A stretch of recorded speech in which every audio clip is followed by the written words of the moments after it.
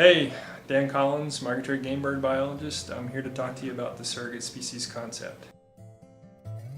Surrogate species is meant to identify efficiencies in parts of our mission.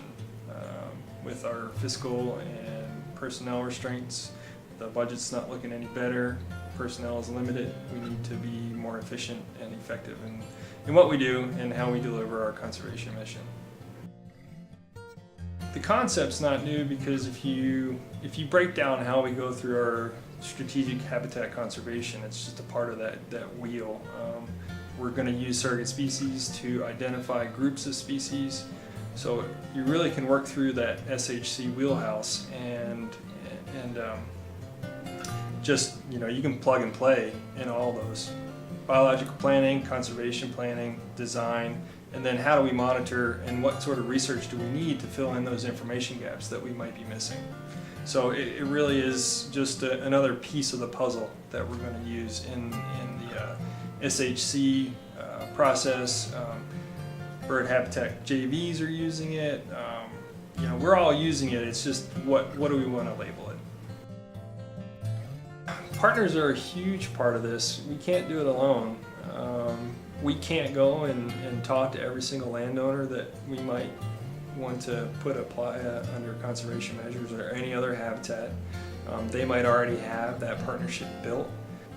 We need to rely on our partners to help us do this work. We're all in this together. It's not, us versus them. It's all of us.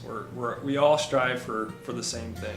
We might have different missions, but we're all in this for conservation of wildlife. And we have this adaptive management thought process in place that allows us to be adaptive. Just because we pick a species doesn't mean it's going to stay on the list forever. We need to be able to effectively monitor that species so we know, okay, if X species is chosen, is it actually covering a larger suite of species? If it's not, we need to double loop, so to speak, and come back and identify a new species that will hopefully capture a larger suite of species.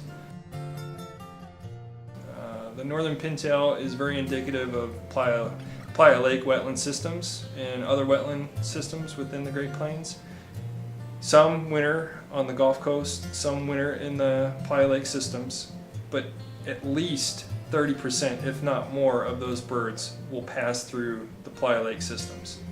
So that you're looking at roughly 250,000 birds are going to use or attempt to utilize the playa lake system. So we felt because the pintail used this system, these habitats extensively, that they'd be a good surrogate for other wetland dependent species like rails, ducks, geese, shorebirds, water birds, even land birds that tend to use those fringes.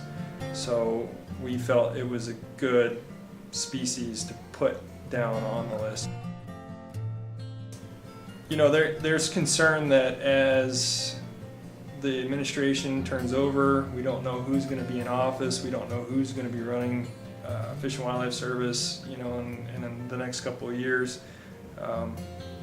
Is it going to change? Is the initiative going to change? Is the name going to change? Like I said earlier, it's what we do already within our mission. We might use different language to identify species or systems or habitats that we want to put in conservation measures. It's not going to change our mission. Given changes that are occurring across landscapes, given our constraints currently within the Fish and Wildlife Service, whether that's budget or personnel, we need to adapt and we need to find efficiencies on how we do our work. So this is one piece of the puzzle.